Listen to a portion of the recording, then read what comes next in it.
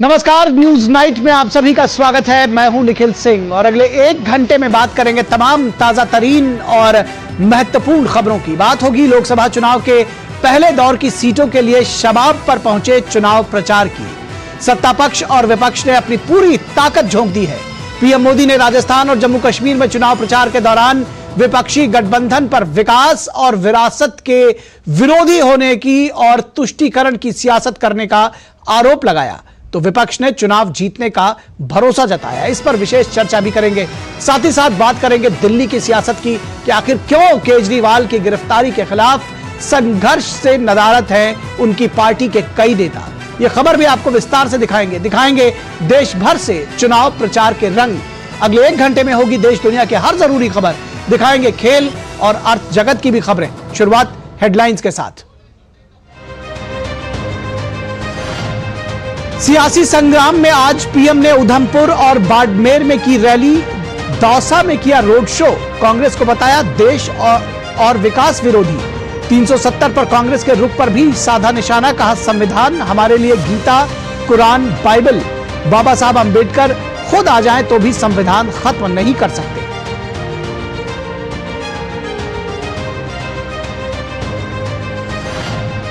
भ्रष्टाचार पर पीएम मोदी ने फिर दिखाया सख्त रुख। एक अखबार को दिए इंटरव्यू में कहा लोगों का हक छीनने वालों के खिलाफ नहीं रुकेगी कार्रवाई। बीजेपी शासित राज्यों में भी भ्रष्टाचार के खिलाफ उठाए जा रहे कदम। आंकड़ों के जरिए बताया ईडी के पास भ्रष्टाचार के कुल मामलों में केवल 3% ही राजनीतिक लोगों के। बीजेपी नेताओं की रैलियां और धुआंधार प्रचार जारी। अमित शाह ने यूपी में किया प्रचार, कहा यूपी में इस बार 80 की 80 सीटें मोदी के खाते में। राजनाथ सिंह, जेपी नड्डा ने रैलियों में साधा विपक्ष पर निशाना। तमाम राज्यों के मुख्यमंत्रियों ने भी झोंकी प्रचार में पूरी ताकत। विपक्षी गठबंधन के नेताओं की रैलियों का सिलसिला भी जारी। राहुल गांधी की तमिलनाडु में रैलियां, कहा यह विचारधारा की लड़ाई। अखिलेश यादव ने पीलीभीत की रैली में बीजेपी पर साधा निशाना। बिहार में तेजस्वी का भी प्रचार जारी।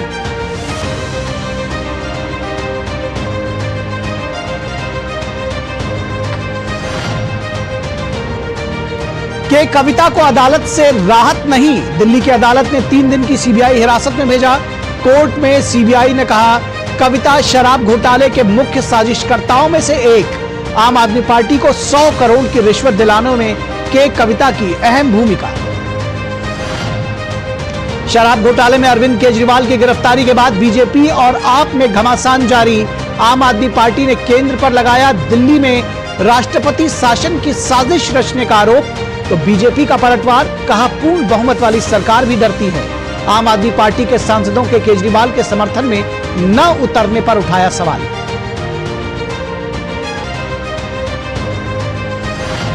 एनआईए ने बेंगलुरु के रामेश्वरम कैफे ब्लास्ट में अंजाम देने वाले 2 आरोपियों को कोलकाता से पकड़ा। धमाके के मास्टरमाइंड अब्दुल मतीन ताहा और मुसाविर शाजीब हुसैन से पूछताछ में अहम खुलासे की उम्मीद। अमेरिका में 2 भारतीय छात्रों की मौत को विदेश मंत्रालय ने बताया अत्यंत दुर्भाग्यपूर्ण, कहा जांच जारी। परिवार को हर संभव मदद का दिया भरोसा। तालिबान प्रशासन की ओर से अफगानिस्तान के हिंदुओं और सिखों को संपत्ति का अधिकार बहाल करने के फैसले को बताया सकारात्मक कदम।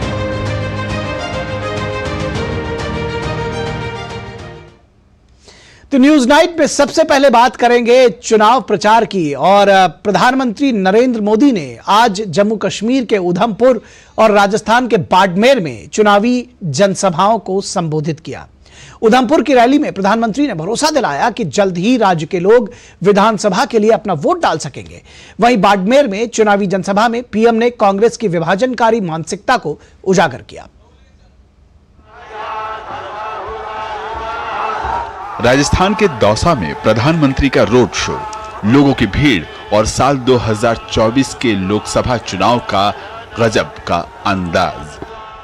ये देश में एक मजबूत सरकार बनाने का चुनाव है।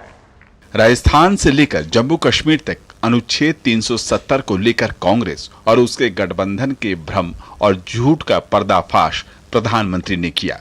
उन्होंने बाड़मेर की रैली में कांग्रेस अध्यक्ष खड़गे को भी जवाब दिया। जिस भारत मां के लिए हम अपने जीवन की परवाह नहीं करते, ये कांग्रेस पार्टी उसे सिर्फ एक जमीन का टुकड़ा मानती है। और इसलिए कांग्रेस के राष्ट्रीय अध्यक्ष राजस्थान की वीर भूमि में आकर कहते हैं कि मोदी ने कश्मीर से 370 हटाया तो राजस्थान से उसका क्या लेना देना, क्या वास्ता, यहां आकर के बोल के गए। ये राजस्थान की राष्ट्रभक्ति पर ऐसा सवाल करने की हिम्मत करते हैं। जम्मू कश्मीर से अनुच्छेद 370 हटा, केंद्र की योजनाएं लागू हुई, आरक्षण का लाभ दलितों तक पहुंचा। पंचायती राज के चुनाव के बाद अब जल्द ही विधानसभा के भी चुनाव होंगे। उधमपुर की चुनावी रैली में प्रधानमंत्री ने कहा कि 370 हटने के बाद लोगों का विश्वास बढ़ा है, निराशा आशा में बदली है। आपके आशीर्वाद से मोदी ने 370 की दीवार गिरा दी। मैं चुनौती देता हूं, हिंदुस्तान की कोई पॉलिटिकल पार्टी हिम्मत करके आ जाए, विशेष करके मैं कांग्रेस को चुनौती देता हूं, वो घोषणा करे वो 370 को वापस लाएंगे, ये देश उनका मुंह तक देखने को तैयार नहीं होगा। विकसित भारत बनाने के लिए हर एक राज्य का विकास भी जरूरी है। प्रधानमंत्री ने आज एक बार फिर कांग्रेस और INDIA गठबंधन को देश की आस्था और विरासत से खिलवाड़ करने वाला बताया। राम मंदिर निर्माण के लिए देश के जनमानस ने 500 साल तक संघर्ष किया। न्यायिक प्रक्रिया के तहत निर्माण हुआ और देश के लोगों ने चंदा देकर भव्य निर्माण संपन्न कराया। प्रधानमंत्री ने स्पष्ट किया कि भाजपा के लिए राम मंदिर कभी चुनावी मुद्दा नहीं रहा। ये परिवारवादी दल और कांग्रेस हैं जिन्होंने आस्था, विश्वास और देश की विरासत का मजाक बनाया है। रमा, OP यादव और विशाल के साथ ब्यूरो रिपोर्ट, DD न्यूज। और यहां से आपको कोयम्बटूर लिए चलेंगे जहां कांग्रेस नेता राहुल गांधी की रैली चल रही है। Few years, the Supreme Court of India says this scheme is illegal. கொஞ்ச நாட்கள் கழித்து உச்சநீதிமன்றம் சொன்னது இந்த திட்டம் என்பது சட்டவிரோதமானது என்று சொன்னது. Please release the names of all the people who gave money to the BJP. உடனடியாக யார் யாரெல்லாம் பிஜேபிக்கு பணம் கொடுத்தார்கள் என்ற விவரத்தை தெரிவிக்க வேண்டும் என்று உச்சநீதிமன்றம் உத்தரவிட்டது. For a few weeks the banks didn't release the names. கொஞ்ச நாட்கள் அந்த வங்கி எந்த விவரத்தையும் வெளியிட மறுத்துவிட்டது.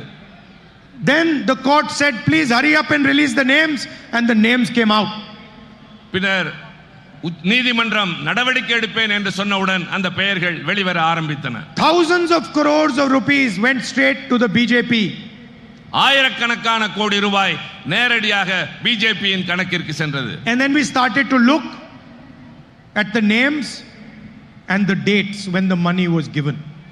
அந்த பெயர்கள், கொடுத்த தேதி, எவ்வளவு பணம் என்று எல்லா தகவல்களும் வெளியாகின.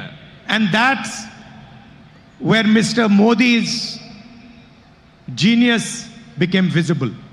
அப்பொழுதுதான் திரு மோடி அவர்களை பற்றி வெட்ட வெளிச்சத்திற்கு எல்லாம் வந்தது. Company has a CBI inquiry, an ED inquiry, an income tax inquiry,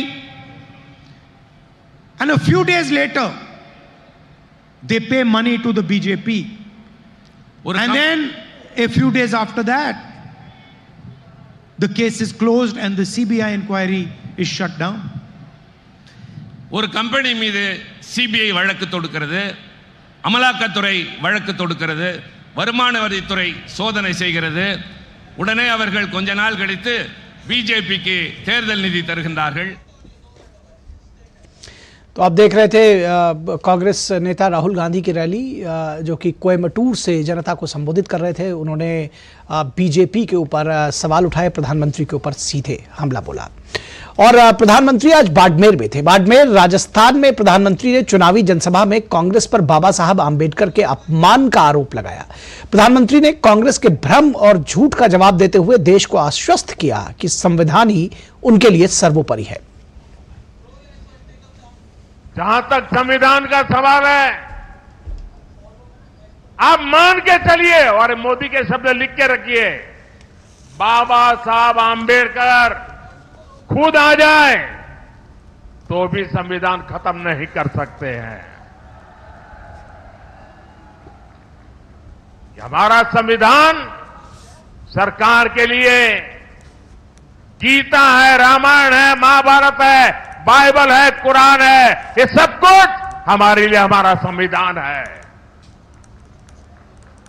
साथियों, भारत के खिलाफ ये इंडिया अलायंस वाले कितनी नफरत से भरे हुए हैं, ये इनके मैनिफेस्टो में भी नजर आता है।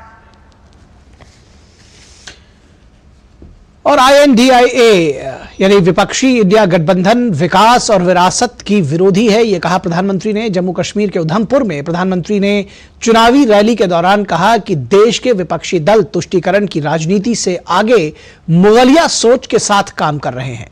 उन्होंने कहा कि देश के कानून में किसी को भी खाने पीने की आजादी मिली हुई है और मोदी भी किसी को नहीं रोकता, लेकिन कुछ लोग जानबूझकर नवरात्रि और सावन के दिनों में वीडियो साझा करते हैं और उस पर राजनीति करते हैं। नवरात्र के दिनों में अपना नॉनवेज खाना, आप किस मंशा से वीडियो दिखा दिखा करके लोगों की भावनाओं को चोट पहुंचा करके किसको खुश करने का खेल कर रहे हो? मैं जानता हूं, मैं जब आज ये बोल रहा हूं, उसके बाद ये लोग पूरा गोला बारूद लेकर गालियों की बौछार मुझ पर चलाएंगे, मेरे पीछे पड़ जाएंगे। लेकिन जब बात बर्दाश्त से बाहर हो जाती है तो लोकतंत्र में मेरा दायित्व बनता है, मैं देश को सही चीजों का सही पहलू बताऊं और वो मेरा कर्तव्य पूरा कर रहा हूं। ये लोग ऐसा जानबूझकर इसलिए करते हैं ताकि इस देश की मान्यताओं पर हमला हो।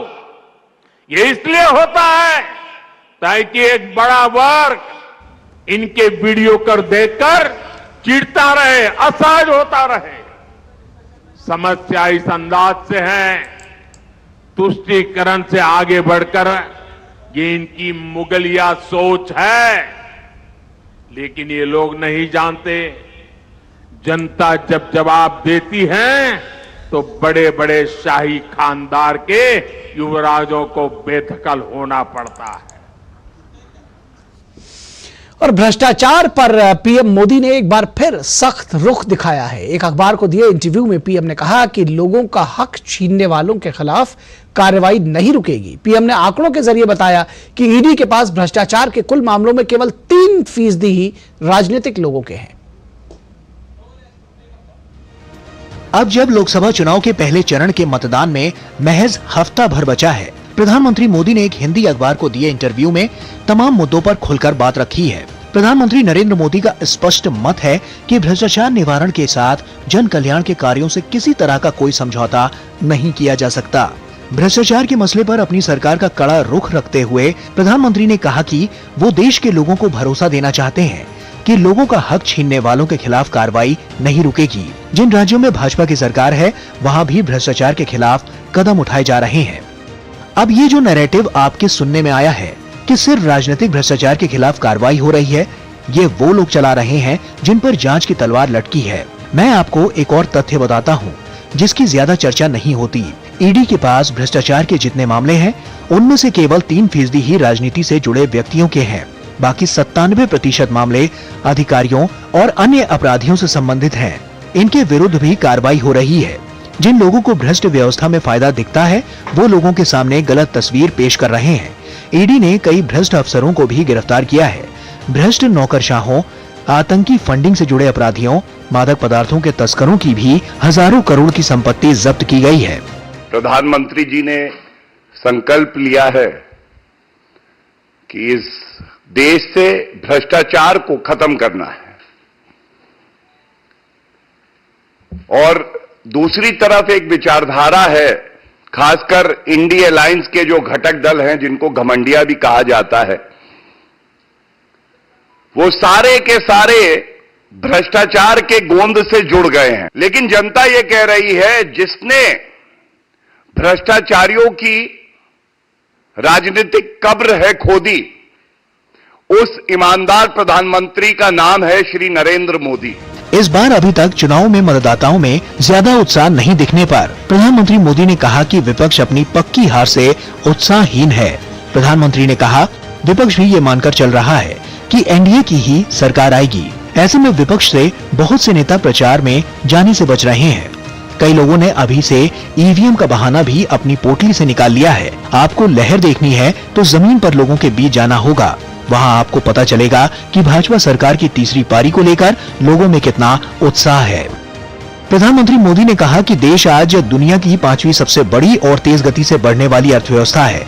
आज दुनिया का तीसरा सबसे बड़ा स्टार्टअप इकोसिस्टम भारत में है।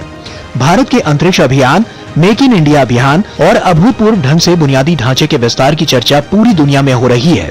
सरकार की बड़ी उपलब्धियों की चर्चा करते हुए प्रधानमंत्री ने कहा कि 500 वर्षों के इंतजार के बाद भगवान श्री राम अयोध्या में अपने भव्य मंदिर में विराजमान हुए हैं। कश्मीर अनुच्छेद 370 की बेड़ियों से आजाद होकर देश की विकास गाथा का हिस्सा बन गया है।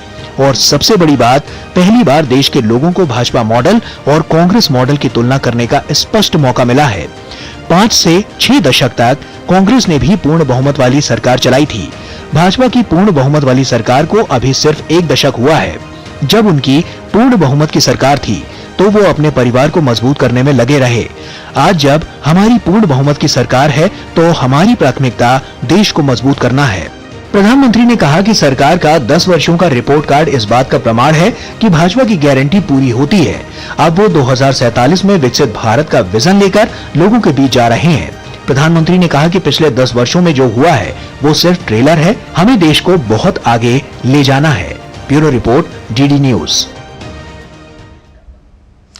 और यही जो आरोप प्रत्यारोप है, यही जो चुनावों में आज हमारी चर्चा का विषय है और यही हमारे विशेष का विषय भी है जिस पर हम चर्चा करेंगे। आज का हमारा विशेष है तुष्टीकरण और विकास विरोधी कांग्रेस पर पीएम का वार। दरअसल ये जो बीजेपी का कहना है हमने एज इट इज आपके सामने रखा है और इस पर हमारे सभी पक्ष जो है वो इस पर चर्चा करेंगे। तुष्टीकरण और विकास विरोधी कांग्रेस पर पीएम का वार।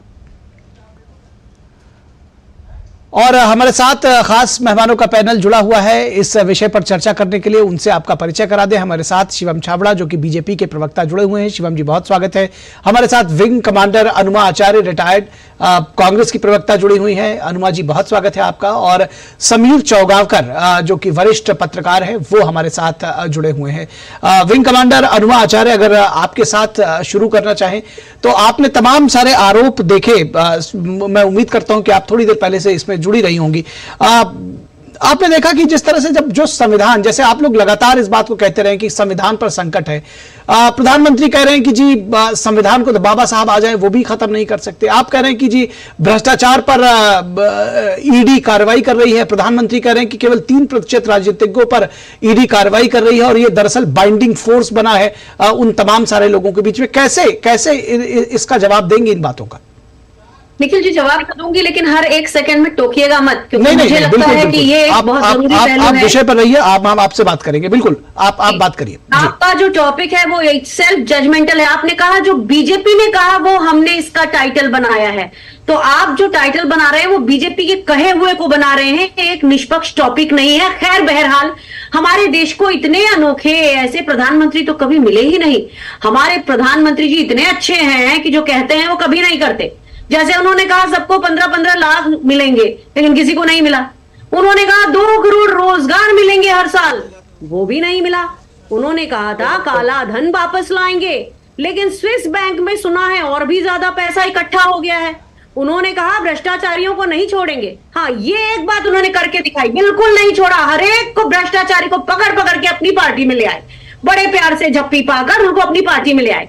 प्रधानमंत्री जी ने आज इतने झूठ बोले हैं, हर बार टॉपिक बदला, इतने कंफ्यूज्ड है प्रधानमंत्री जी की कौन सी पिच पर खेले उनके समझ में नहीं आ रहा है। कभी बात करते हैं सीमावर्ती प्रदेशों की, इलाकों की, उसमें एक झूठ बोल जाते हैं, फिर कहते हैं हमने आदिवासी राष्ट्रपति बनाई। आपने राष्ट्रपति बनाई, वो हमारी सेनाओं की सर्वोच्च कमांडर है। आप उनको नई संसद के उद्घाटन में नहीं बुलाते, आप उनको 40% बने हुए राम मंदिर की प्राण प्रतिष्ठा में नहीं बुलाते। आप बैठे रहते हैं, हमारी महामहिम राष्ट्रपति सेना की सुप्रीम कमांडर खड़ी रहती है, यानी कि आप हमारे देश की राष्ट्रपति का चुनावी उपयोग कर रहे हैं। बड़ी शर्म की बात है। प्रधानमंत्री कहते हैं कांग्रेस देश में नफरत फैलाती है। मैं वही बता रही हूं, जो खुद करते हैं उसके ऊपर कांग्रेस का नाम लेते। इतना ऑब्सेस्ड मैंने किसी को नहीं देखा। अपने भाषण में खुद के बारे में नहीं बोलना है, कांग्रेस कांग्रेस कांग्रेस।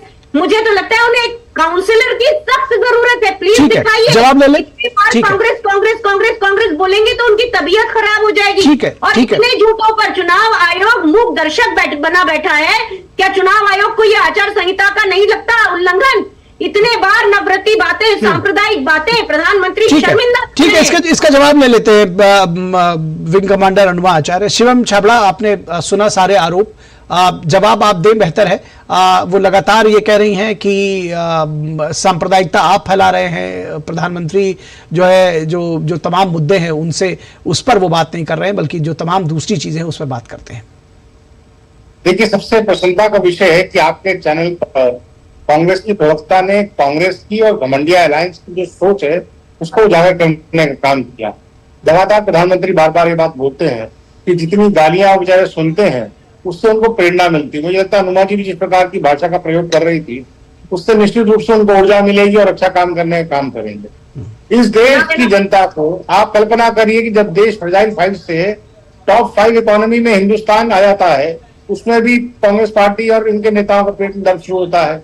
इस घमंडिया अलायंस की सच्चाई तो ये है कि इनकी राजनीति का जो ध्येय है, जो ये घमंडिया अलायंस जिसकी हम चर्चा कर रहे हैं, जो मुझे लगता है कि वर्चुअल रूप से सिर्फ केवल आप देख सकते हैं और कहीं ना कहीं उसकी रियलिस्टिकली उसकी कोई रेलेवेंस रह नहीं गई। क्योंकि आपने जहां देखा कि भाई आप देखिए दिल्ली की स्थिति आपने देख ली, पंजाब की आपने स्थिति देख ली, पश्चिम बंगाल में कांग्रेस के साथ टाइप करना चाहती थी लेकिन तृणमूल कांग्रेस ने उनको भाव नहीं दिया। जम्मू कश्मीर की स्थिति सबके सामने है और कहीं ना कहीं आप जाइए ना, आप महाराष्ट्र की स्थिति सबके सामने है। तो कहीं ना कहीं घमंडिया अलायंस की जो सच्चाई है वो तुष्टीकरण और परिवारवाद पे टिकी। यहाँ जितने भी दल हैं वो परिवारवाद से ग्रसित है और कहीं ना कहीं उनका एकमात्र एजेंडा है भ्रष्टाचारियों को संग लाओ। हम कहते हैं भ्रष्टाचारी भगाओ, लेकिन कांग्रेस पार्टी और उनके अलायंस के लोग कहते हैं भ्रष्टाचारियों को आप मिलाओ। भाई आप सोचिए कि झारखंड के मुख्यमंत्री भ्रष्टाचार के आरोप में जेल में जाते, दिल्ली के मुख्यमंत्री भ्रष्टाचार के आरोप में जेल में जाते और उनको गले कौन लगाते हैं? राहुल गांधी लगाते हैं। आरजेडी के अंदर बड़ी बड़ी बातें करने, तेजस्वी यादव बड़ी बड़ी बातें कर रहे थे, कल की बाइट सुन रहा था। लेकिन सोचिए जिस पार्टी के मुखिया एक कोर्ट ऑफ लॉ ने कन्विक्ट कर दिया हो करप्शन के नाम पर, वो बात कर रहे ईमानदारी। ठीक है, बात कर रहे ईमानदारी। ठीक है, कहीं उनका पोल प्लान तय है। उनका पोल प्लान एकमात्र एजेंडा है कि मोदी जी का विरोध कीजिए, बस बात खत्म। उनके पास नए भारत की संरचना के लिए कोई प्लान ऑफ एक्शन नहीं है, उनकी कोई सोच नहीं है। और मैं फिर कह रहा हूं, अगर इस नेगेटिव मूड के साथ चलेंगे तो दुर्भाग्यवश इनका वो हश्र होगा कि जो 2019 से बेहतर और उनको बेहतर रिजल्ट देखने को मिलेंगे, मुझे लगता है डेसिमाइज ना हो जाए, इसकी चिंता कांग्रेस पार्टी को करनी। ठीक है, चलिए वो तो जनता देखेगी। फिलहाल अनुमा जी आते हैं आपके पास, समीर चाउगाकर जी के पास एक बार चले जाए। समीर चाउगाकर जी, आपको लगता है कि ये जो जिस तरह से संविधान खत्म करने की बात होती है, फिर संविधान को वो कहते हैं, प्रधानमंत्री को आपने सुना कि संविधान को तो कोई खत्म नहीं कर सकता, हम वर्ड बाय वर्ड संविधान के हिसाब से चलते हैं। भ्रष्टाचार पर तमाम जो तुर्की ब तुर्की दोनों दलों के बीच में बात होती है, जो तमाम सारे मुद्दे हैं, क्या ये इन्हीं के इर्द गिर्द रहेगा ये चुनाव? आप देखते हैं विकास की बात कहीं क्या पीछे छूट जा रही है? मुझसे पूछा है कि आपने? जी जी जी। आवाज बहुत कट के आ रही है, एक बार फिर से रिपीट कर जी, दीजिए। मैं कह रहा हूं कि जो मुद्दे जो तमाम मुद्दे इस बीच में जब आरोप प्रत्यारोप की होती है तो विकास की बात पीछे छूट जाती है। आपको लगता है कि सेंट्रल पॉइंट जो है वो विकास की बात होनी चाहिए? देखिए, देश चुनाव के मोड में आ चुका है। प्रधानमंत्री मोदी भारतीय जनता पार्टी के एक स्टार प्रचारक भी है, देश के प्रधानमंत्री भी है, तो वो भी अब चुनावी मोड में आ चुके हैं। और अपनी रैलियों में प्रधानमंत्री मोदी अपनी भी बात कर रहे हैं, अपने 10 साल के कार्यकाल की बात कर रहे हैं। मुझे लग रहा है विपक्ष को भी पूरा अधिकार है अपनी बात कहने का। विपक्ष 10 साल में प्रधानमंत्री के कार्यकाल के ऊपर उन्हें लग रहा होगा तो उस पर आपत्ति उठा रहे हैं, और क्या अगर वो सत्ता में आएंगे तो क्या देश की जनता को देंगे, यह विपक्ष बताने की कोशिश कर रहा है। लेकिन मुझे लगता है कि प्रधानमंत्री मोदी 10 साल के कार्यकाल पर बहुत कॉन्फिडेंस के साथ आगे बढ़ रहे हैं, और 10 साल का उनका प्रदर्शन रहा है। उसी के आधार पर मुझे लगता है कि प्रधानमंत्री मोदी ने अब की बार भारतीय जनता पार्टी के लिए 370 सीटें और एनडीए के लिए जो 400 सीटें का लक्ष्य निर्धारित किया है, वो इसी आधार पर लगा है कि प्रधानमंत्री मोदी और भारतीय जनता पार्टी को इस बात का एहसास है कि 2014 में जब उन्हें बहुमत मिला था, उसके बाद 5 साल कार्य करने के बाद 2019 में उन्हें फिर पूर्ण बहुमत मिला, 303 सीटें मिली। और ये 10 साल का जो उनका प्रदर्शन रहा है, और कई ऐसे निर्णय रहे, आर्टिकल 370 का रहा हो, ट्रिपल तलाक का, राम मंदिर निर्माण का रहा हो, जिसके आधार पर देश की जनता एक बार फिर प्रधानमंत्री मोदी को चुन सकती है। भारतीय जनता पार्टी को इसका बात का भरोसा है और प्रधानमंत्री मोदी को इस बात का विश्वास है, और इसी आधार पर भारतीय जनता पार्टी 370 की बात कर रही है। ठीक है, तो आप ठीक है जी जी जी जी आप ही के बाद से अनुमा आचार्य के पास जाते हैं कि 370 पर जिस तरह से प्रधानमंत्री ने भी कहा कि कांग्रेस कंफ्यूज है, उन्होंने बल्कि चैलेंज भी किया कि आप इसको पलट कर दिखाइए अगर आप हमारे इस चैलेंज को स्वीकार करते हैं। बहरहाल जो तमाम बातें हैं कि चाहे वो राम मंदिर का मुद्दा हो, चाहे भ्रष्टाचार का मुद्दा हो, उनके भरोसे उनकी बदौलत, और ये कह रहे हैं कि पिछले 10 वर्षों के काम की बदौलत बीजेपी और एनडीए जनता के बीच में है। अनुमा आचार्य। निखिल जी, आप एक प्रबुद्ध पत्रकार हैं। हमारे घरों में हमें ना भाषा की शुचिता सिखाई गई है, तो जिस तरह से ये घमंडिया बोलते हैं, इसमें मैं सख्त आपत्ति दर्ज करती हूँ। अगर आप सरकारी चैनल हैं तो आपको निष्पक्ष होना चाहिए। कभी आप भी कहते हैं INDIA, अरे इंडिया हमारा देश है। जी जी, मैं तो इंडिया गठबंधन कह भी रहा हूँ, और आप सुन लें, मैं बल्कि बाकी आपके जो 2 बीजेपी के पैनलिस्ट हैं मैं उनसे कहूंगा और आपसे भी निवेदन करूंगा कि जब हम बातचीत करें तो इस तरह से करें कि किसी को, जिसको कहते हैं हिटिंग बिलो द बेल्ट, ऐसा ना रखें। बहुत अच्छे सारगर्भित तरीके से चर्चा हो रही है, बीच बीच में जो कुछ शब्द आ जाते हैं जरूर अखरते हैं दूसरों को, वो ऐसा ना करें। जी, कह रही हूँ अनोखा तो सब सही शब्द है, अनोखे प्रधानमंत्री जी के बारे में कह रही हूँ कि जो वो कहते हैं वो नहीं करते। ऐसे ही वो संविधान के बारे में जो कहते हैं ना, वो भी नहीं करेंगे। आज जरूर कह रहे हैं बाइबल है और कुरान है और गीता है, सब कह रहे हैं, लेकिन वो वही नहीं करने वाले हैं। एक तो खुद आत्ममुग्ध हैं, आत्मलिप्त हैं, आत्म प्रशंसा किए जा रहे हैं। आप भी देख रहे हैं हमारे यहाँ पड़ोसी देशों से संबंध बिगड़े हैं, चाहे वो श्रीलंका का हम्बनटोटा बंदरगाह हो, उस पर चीन की लीज का मुद्दा हो, चाहे नेपाल जो अग्निपथ स्कीम के बाद हमारे से कट के चीन में अपने लोग भेज रहा है, या फिर वो भूटान क्यों ना हो जहां पे चीन इतना बढ़ता चला आ रहा है। अरे आप अपने ना तो आसपास के देशों से संबंध बना पा रहे हैं। प्रधानमंत्री जी को आप देखिए तो सही कि कैसे अब 2000 किलोमीटर पे चीन ने डेरा डाल रखा है, और हमारे प्रधानमंत्री वाकई डरपोक है। हमारी सेना विदेश नीति को लेकर ठीक है, जवाब ले लेते हैं, 1 to 1 चल के जवाब ले लेते हैं। विंग कमांडर अनुमा आचार्य। ठीक है ठीक है ठीक है ठीक है विंग कमांडर अनुमा आचार्य 1 to 1 जवाब ले लेते हैं विदेश नीति पर। शिवम छाबड़ा, आप कह रहे हैं कि आपने सुना, सीधा आरोप है जो जिस विदेश नीति के आप कसीदे गढ़ रहे हैं दरअसल, और जिसके बारे में कहा जा रहा है कि भाई भारत की विदेश नीति बहुत बेहतर रही है, पिछले 10 वर्षों में हमने तमाम संबंधों को बेहतर किया है, भारत की धमक पूरी दुनिया में बढ़ी है, उस पर भी प्रश्न चिन्ह उठाया है अनुमा आचार्य ने। क्या कहेंगे आप? निखिल जी, मैंने कहा ना, अल्प ज्ञान बड़ा नुकसानदायक होता है, और कहीं ना कहीं इस प्रकार की जब बातचीत नॉर्मल चैनल पे करते हैं तो सोचना चाहिए कि उसके पीछे तथ्य क्या है। अभी आपने बात करी नेपाल की भी आपने बात करी, भूटान की भी आपने बात करी, श्रीलंका की अभी आपने बात करी, और हमारे पड़ोसी देशों की। तो मुझे इनको बताते हुए हर्ष होता है कि बांग्लादेश का सर्वोच्च सम्मान, उनका नागरिक सम्मान अगर किसी को मिला तो हमारे देश के प्रधानमंत्री आदरणीय नरेंद्र मोदी जी को। आप नेपाल की बात कर रही, जाके पूछिए वहां की सरकार से कि हिंदुस्तान ने उनके लिए क्या क्या किया है। अगर कोरोना काल के अंदर में अगर हमारे पड़ोसी देशों को किसी ने बचाने का काम किया, वैक्सीन के नाम से डिप्लोमेसी की, तो हमारी सरकार ने की, प्रधानमंत्री मोदी जी के नेतृत्व ने किया। आज पूरा विश्व में डंका पीट रहा है, हिंदुस्तान का डंका पीटा जा रहा है भाई। इसमें कहीं को दो राय नहीं है। लेकिन मैंने कहा ना, क्योंकि राहुल गांधी जी को और उनकी पार्टी को डोकलाम के समय में चाइनीज सूप पीने में ज्यादा इंटरेस्ट रहा है, क्योंकि राहुल गांधी जी को वहां से चीन से जो है ग्रांट लेने में ज्यादा उनका इंटरेस्ट रहा है। कहीं ना कहीं उनकी जो विदेश नीति रही है वो बिल्कुल फ्लॉप रही है। आप आखिर किस तथ्य के आधार पर इस प्रकार का आरोप लगा रहे, मेरी समझ से परे। अरे जितने छोटे देश थे जिनको आप उनको सोचते नहीं थे कि साहब उनसे बातचीत भी करनी चाहिए। हमारे देश के प्रधानमंत्री जी ने उन देशों का दौरा भी किया, उनको सम्मानित भी किया, उनसे कहा कि आप चाहे छोटे हो सकते हैं लेकिन विश्व की डिप्लोमेसी के हिसाब से आप उतने ही महत्वपूर्ण हैं। ये हमारी सरकार ने करके दिखाया है।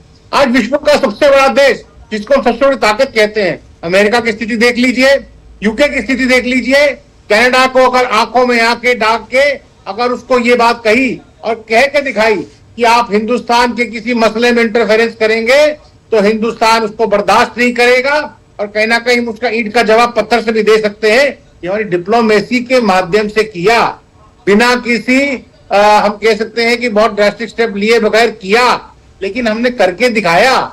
इस बात में कहीं कोई संदेह नहीं। इसलिए कहीं ना कहीं अगर आप केवल मैंने कहा ना अल्पप्रयाण बहुत नुकसानदायक होता है। अनुमा जी कृपया करके थोड़ा सा और हमारी हिंदुस्तान की फॉरेन डिप्लोमेसी पे पढ़ के आए। मैं आपसे बहुत विस्तृत रूप से बहस कर सकता हूँ, लेकिन जिस प्रकार की मैंने कहा राहुल गांधी जी के प्रकार से आप अल्पप्रयाण लेकर के और ये मतलब सोने से आप आलू मत बनाइए, आलू से सोना मत बनाइए, केवल फैक्चुअल बात कीजिए। मैं आप इस बात से अंदाजा लगाइए ना, आज छोटे से छोटा देश भी आप कल्पना करिए निखिल भाई, वो ये कहता है कि कोरोना काल के अंदर में अगर आप हमें वैक्सीन नहीं देते तो साहब हमारा देश नहीं रहता। क्या ये हिंदुस्तान की विश्व के पटल पर परचम लहराने का एक बहुत महत्वपूर्ण काम ठीक है हमने करके दिखाया है साहब। हमको कहने की आवश्यकता नहीं, हमारे action speaks louder than words. हमारे कर्म जो है वो बहुत बखान कर रहे हैं हमारे कार्यों का, और हमें पूर्ण विश्वास है कि हमारे नेतृत्व में, प्रधानमंत्री मोदी जी के नेतृत्व में भारत की साख पूरे समूचे विश्व में बढ़ी है।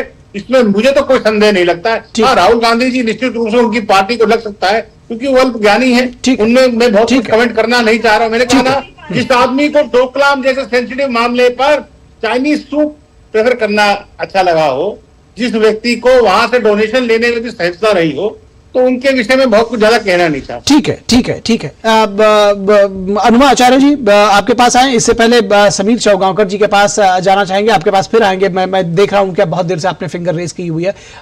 समीर चौगांवकर जी, आपको लगता है कि जब सूप की बात हो रही है तो मुझे ध्यान आ रहा है कि तुष्टीकरण को लेकर के भी तमाम सारी बातें हुई हैं। इस दौरान नॉनवेज खाने की बात नहीं है, लेकिन उसको दिखाना, वीडियो में दिखाना, जो बातें रही हैं, उस तरह की भी तमाम सारी बातें आई हैं।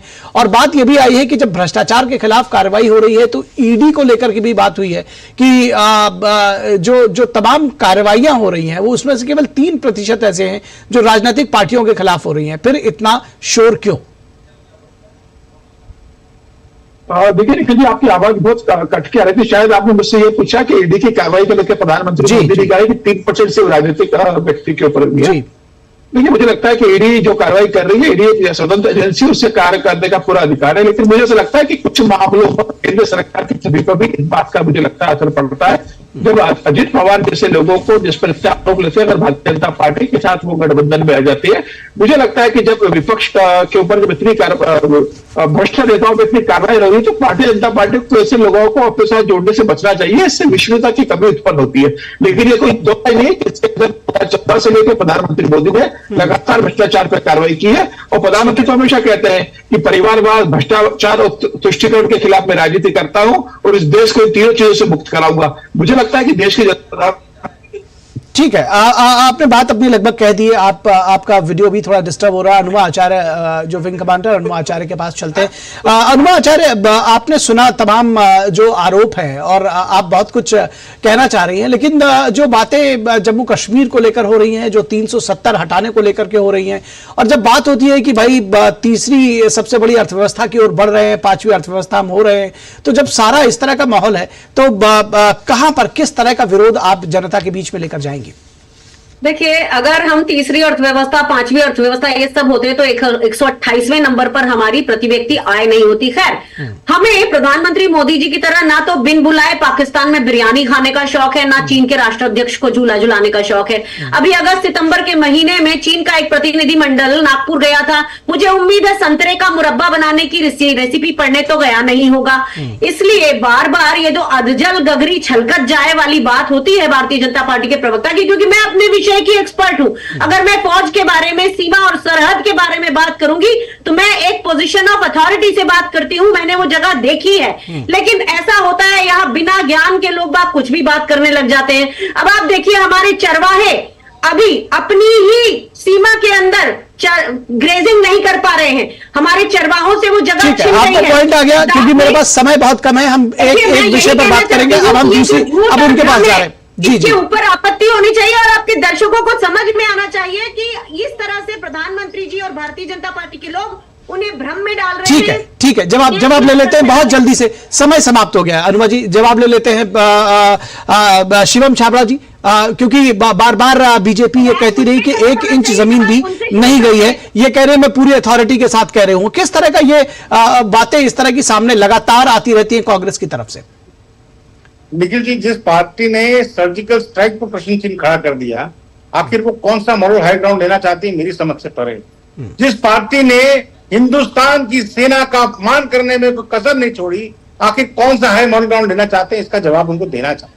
और मैं तो ये कह रहा हूं, आप हिंदुस्तान की डिप्लोमेसी की बात कर रहे हैं निखिल जी, मैं इसको बहुत जिम्मेदारी से कह रहा हूं। हिंदुस्तान की डिप्लोमेसी की जीत की बात बता रहा हूं कि जब ऑर्गेनाइजेशन ऑफ इस्लामिक कंट्रीज जो OIC है, उसके अंदर पाकिस्तान के ऊपर में जो बेसिकली उस पे रिप्रिकॉशन लगे, जो उन पे किस प्रकार की पाबंदियां लगी, अगर उसका किसी को स्ट्रेस जाता है तो हिंदुस्तान की डिप्लोमेसी को जाता है। आज विश्व भर के जितने इस्लामिक देश हैं, मैं बहुत गर्व से कहता हूं कि आप लोगों ने तुष्टीकरण काम किया, लेकिन हमने सबका साथ, सबका विकास, सबका विश्वास, सबका प्रयास से काम करने का काम किया।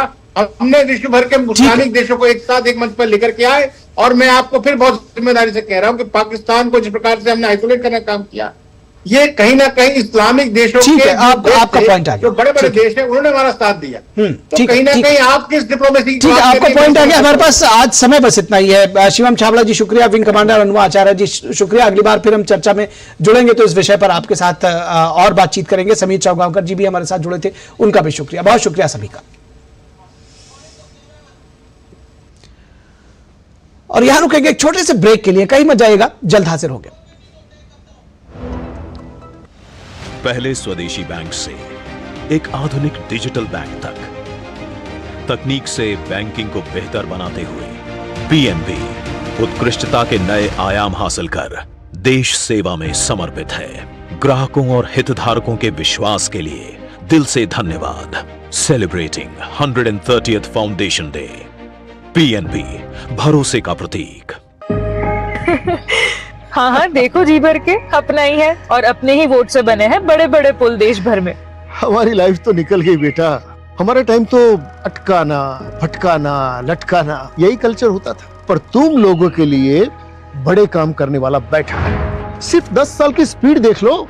अटल सेतु से अटल टनल देख लो, चिनाब ब्रिज से बोगीबिल ब्रिज देख लो। और इतना करके भी मोदी जी कहते हैं ये तो अभी ट्रेलर है। हमारे सपने पूरा करने की गारंटी मोदी जी की, तो उनको जिताने की गारंटी किसकी? हम बाप बेटी की।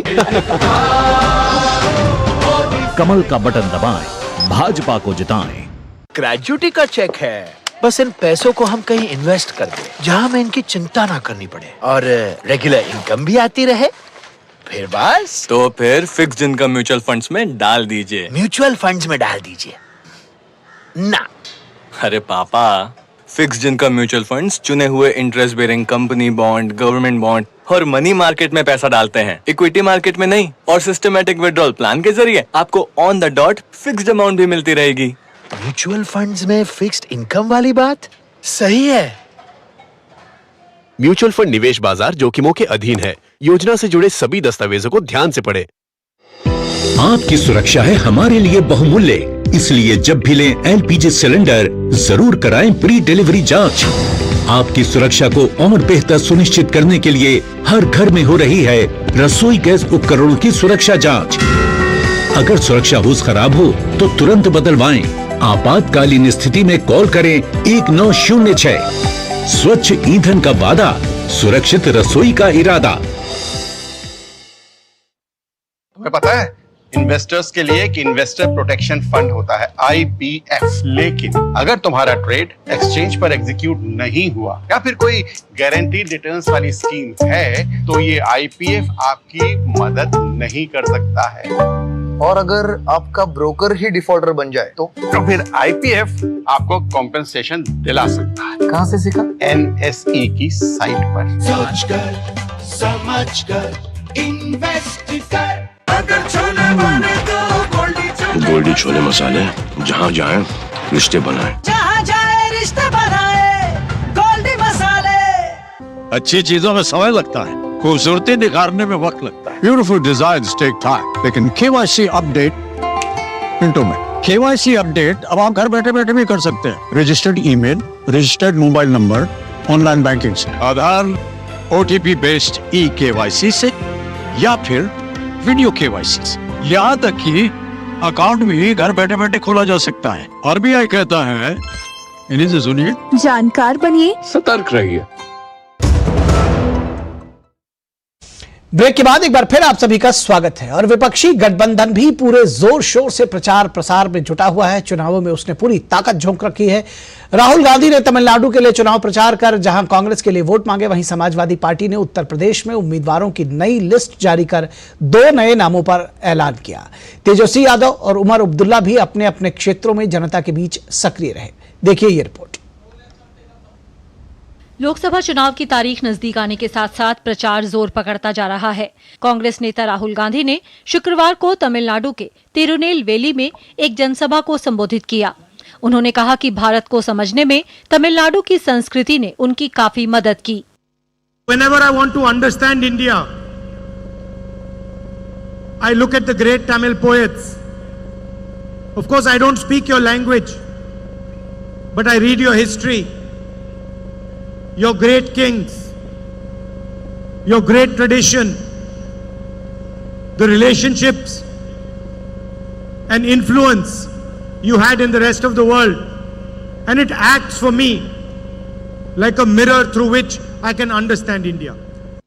इस बीच समाजवादी पार्टी ने उत्तर प्रदेश में उम्मीदवारों की नई लिस्ट जारी कर 2 नए नामों का ऐलान किया। वहीं खुद सपा के राष्ट्रीय अध्यक्ष अखिलेश यादव पीलीभीत पहुंचे, जहां उन्होंने सपा प्रत्याशी के समर्थन में पूरनपुर में चुनावी सभा को संबोधित करते हुए भाजपा पर जमकर हमला बोला। यहाँ की जनता ने इस बार मन बना लिया है और समाजवादी पार्टी को ऐतिहासिक वोटों से जिता करके भेजना चाहती है। बिहार के पूर्व डिप्टी सीएम तेजस्वी यादव ने पीएम पर निशाना साधते हुए कहा कि वो बेरोजगारी, पढ़ाई लिखाई, सिंचाई के बारे में बात नहीं करते, जिससे बिहार का विकास हो। कम से कम आकर के बोलना चाहिए था कि बिहार में अगर मौका मिलेगा उनको तो 5 साल क्या काम करेंगे। रोजगार, बेरोजगारी के बारे में बात नहीं करते हैं, पढ़ाई, दवाई, कमाई, सिंचाई के बारे में बात नहीं करते हैं, वो केवल इधर उधर की बातें करते हैं। नेशनल कॉन्फ्रेंस के उपाध्यक्ष और जम्मू कश्मीर के पूर्व मुख्यमंत्री उमर अब्दुल्ला उत्तरी कश्मीर की संसदीय सीट बारामूला कुपवाड़ा से चुनाव लड़ेंगे। बीजेपी का सबसे ज्यादा जोर जो है वो नॉर्थ कश्मीर पे है और मैं चाहता हूं कि नॉर्थ कश्मीर में ही इन ताकतों को जो है शिकस्त दी जाए और इसलिए तंजीम ने ये सही समझा कि मुझे नॉर्थ कश्मीर से इलेक्शन लड़ने पे जो है हुक्म दिया गया। इस बीच मध्य प्रदेश के पूर्व मुख्यमंत्री और राजगढ़ लोकसभा क्षेत्र से कांग्रेस प्रत्याशी दिग्विजय सिंह ने चुनाव से पहले ही एक बार फिर ईवीएम को लेकर सवाल उठा दिए हैं। वहीं तिरुवनंतपुरम में बीजेपी के अभियान पर मौजूदा कांग्रेस सांसद शशि थरूर ने बीजेपी की प्रशंसा की है। 3 मेरे बेसिक क्वेश्चन है। क्या ये स्टैंड अलोन मशीन है? उसका उत्तर नहीं देते। क्या वीवीपैट की कनेक्टिविटी इंटरनेट से है? उसका जवाब नहीं देते। तीसरा, वीवीपैट में जो आपने सॉफ्टवेयर डाला है, हम जानना चाहते हैं क्या सॉफ्टवेयर है। This is actually the picture for the last 2 elections that the BJP has now emerged as the second party to me in both these last two elections. The very first election that I fought in 2009, I took the seat from the communists. It was a communist-held seat in the two previous elections. But thereafter, the BJP has come second. So it's not a surprise that they've turned out to be such a strong player. इंडी गठबंधन के विभिन्न दलों की अपनी अपनी रणनीति और अपने अपने दावे हैं, लेकिन यह समय ही बताएगा कि जनता किसको अपना समर्थन देकर सत्ता की चाबी सौंपती है। Bureau report, DD news. और इसके बाद बात करेंगे दिल्ली की सियासत की, लेकिन रुकेंगे एक छोटे से ब्रेक के लिए। कहीं मत जाइएगा, जल्द हाजिर होंगे। हमारी पीढ़ी को तो वोट के बदले में धोखे ही मिले थे, और हमारी पीढ़ी को बस गरीबी हटाओ के नारे। पानी ढोती थी, इज्जत दांव पर लगाकर अंधेरे में शौच को जाती थी, धुएं में आंखें जलाती थी, और फिर हमें मिले मोदी जी कामदार। हमारा दर्द महसूस किया है मोदी जी ने, तभी तो झट से भेज दिए बिजली, पानी, गैस, शौचालय। अब घर में बीमारियां कम हो गई है ना अम्मा? हाँ। दवा का खर्चा घटा है और ढेर सारा समय बचा है। हमारे जैसे करोड़ों निकले हैं गरीबी से बाहर। पर मम्मी, भाभी, मोदी जी कहते हैं कि ये तो बस ट्रेलर है, आगे पूरे भारत से गरीबी हटाने की गारंटी है मोदी जी की। और मोदी को जिताना हमारी गारंटी है। कमल का बटन दबाएं, भाजपा को जिताएं। मैं क्या जी, सब जानते हैं, जहां दिखे मारियो, अपना समझ के खा लियो। स्वाद से सबको दीवाना कर दे, दीवाना कर दे। पता का चाय, गजब का स्वाद। तुम्हें पता है इन्वेस्टर्स के लिए कि इन्वेस्टर प्रोटेक्शन फंड होता है IPF, लेकिन अगर तुम्हारा ट्रेड एक्सचेंज पर एग्जीक्यूट नहीं हुआ या फिर कोई गारंटीड रिटर्न्स वाली स्कीम है, तो ये IPF आपकी मदद नहीं कर सकता है। और अगर आपका ब्रोकर ही डिफॉल्टर बन जाए तो फिर IPF आपको कॉम्पेंसेशन दिला सकता है। कहां से सीखा? NSE की साइट पर। सोच कर, समझ कर, इन्वेस्ट कर। बहाना नंबर 11, नींद पूरी करने का डे। बहाना नंबर 28, ट्रिप पर जाने का day. 39, binge watch all seasons. 65, घर की सफाई का डे। एक वोट ना डालने से क्या होगा? और सबसे बड़ा बहाना, isn't it a holiday today? Holiday? 101 बहाने हैं वोट ना डालने के, पर इस चुनाव के पर्व में एक ही रीजन काफी है वोट डालने का, वो है हमारी रिस्पॉन्सिबिलिटी, देश और हमारे फ्यूचर के लिए।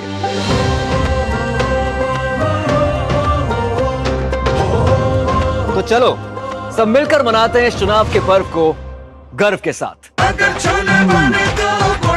गोल्डी छोले मसाले, जहाँ जाए रिश्ते बनाए, जहाँ जाए रिश्ते बनाए, गोल्डी मसाले। पहले स्वदेशी बैंक से एक आधुनिक डिजिटल बैंक तक, तकनीक से बैंकिंग को बेहतर बनाते हुए पीएनबी उत्कृष्टता के नए आयाम हासिल कर देश सेवा में समर्पित है।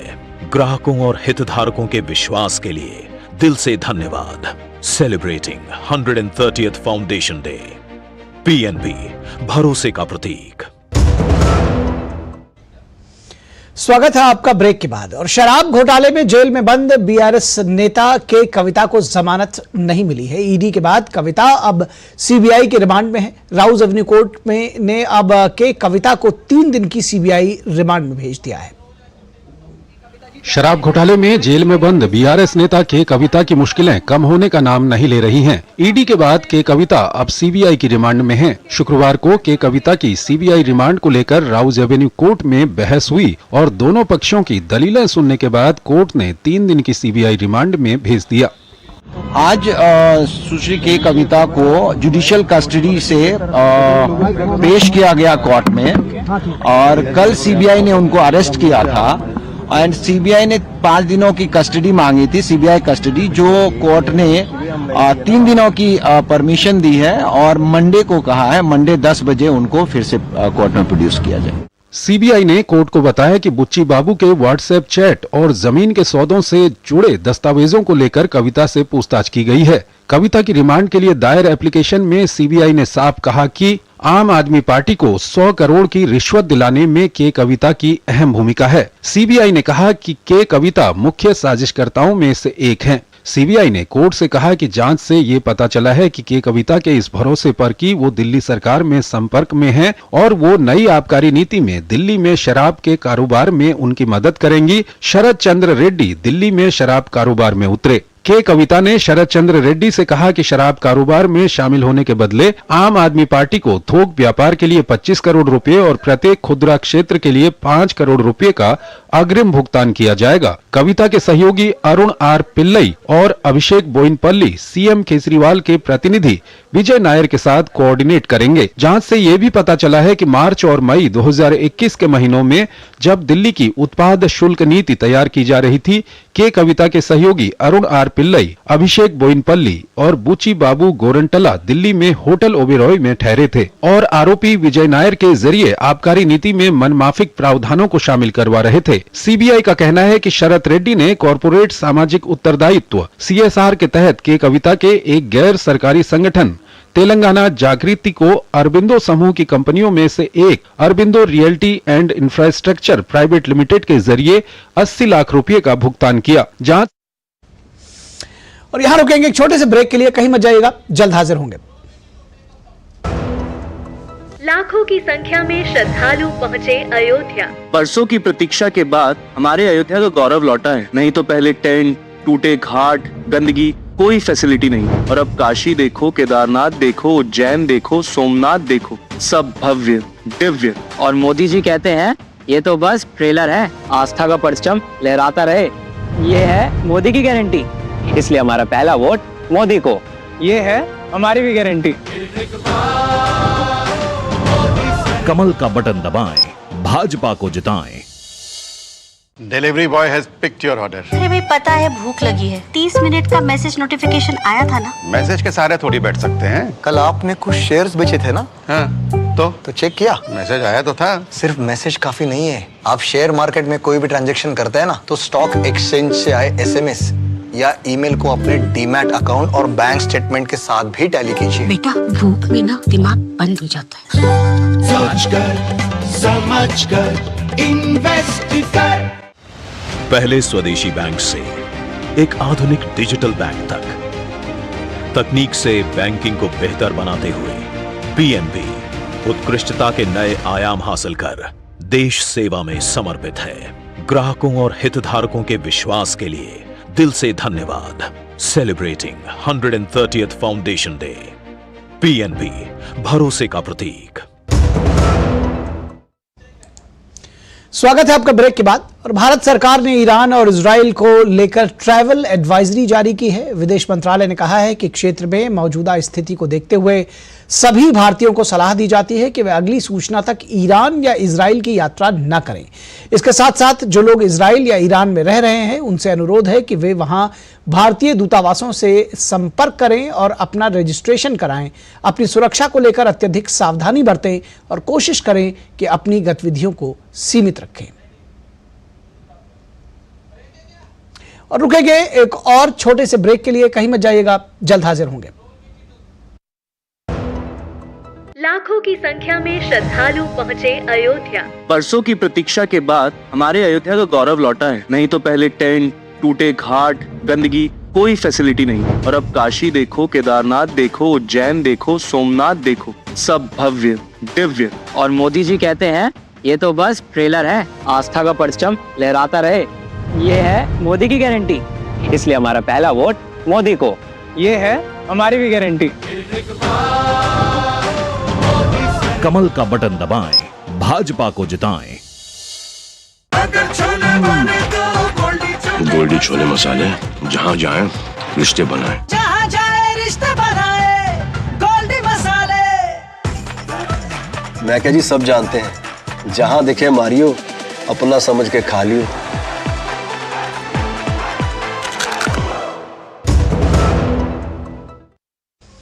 स्वागत है आपका ब्रेक के बाद। और भारत के कुछ दिग्गज तीरंदाज आज नए संसद भवन को देखने पहुंचे। प्रतिष्ठित प्रतियोगिताओं में पदक जीतकर देश का गौरव बढ़ाने वाले इन तीरंदाजों के लिए यह यात्रा बेहद खास रही। विभिन्न अंतर्राष्ट्रीय प्रतियोगिताओं में देश का नाम रोशन कर चुके भारतीय तीरंदाजों ने शुक्रवार को नए संसद भवन का दौरा किया।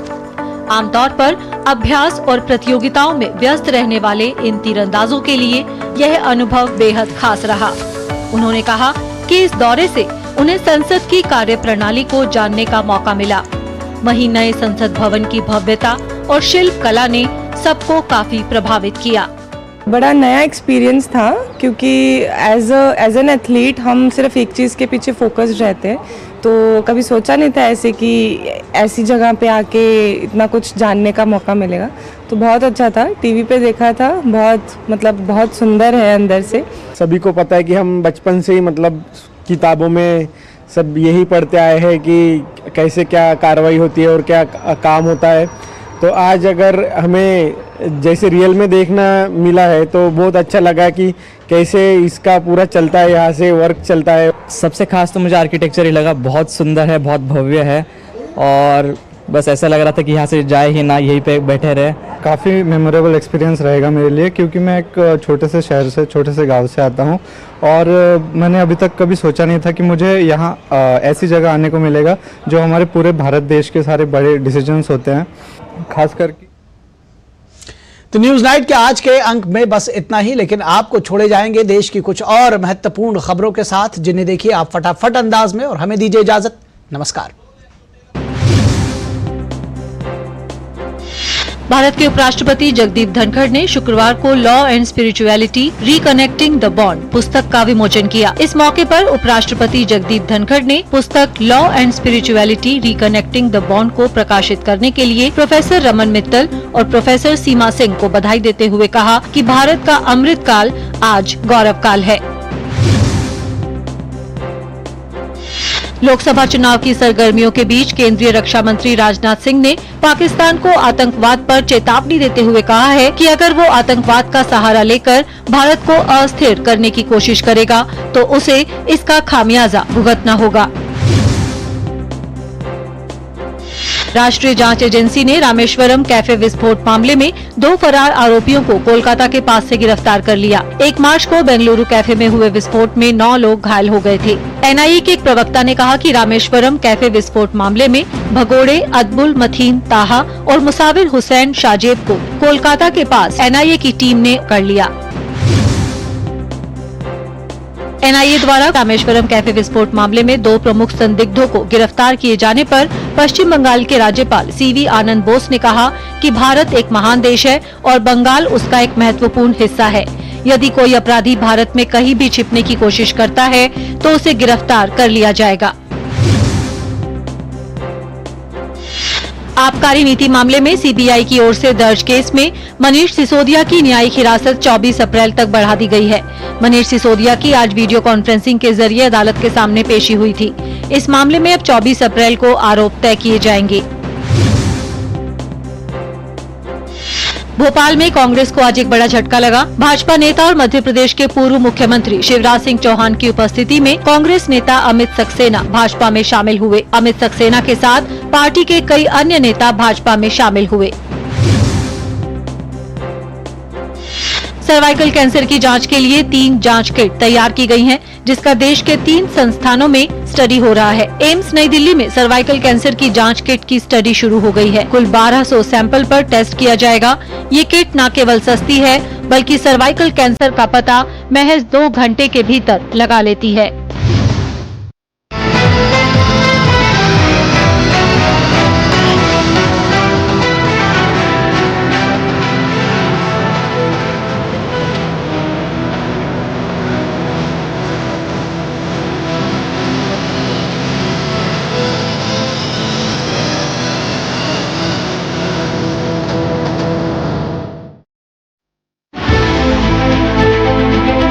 सियासी बिसात पर राजनीति का गुणाभार, गठबंधन की सियासत, बदलते रिश्ते, नेताओं की बयानबाजी, देखिए 24 की चुनौती दिन भर सिर्फ डीडी न्यूज पर।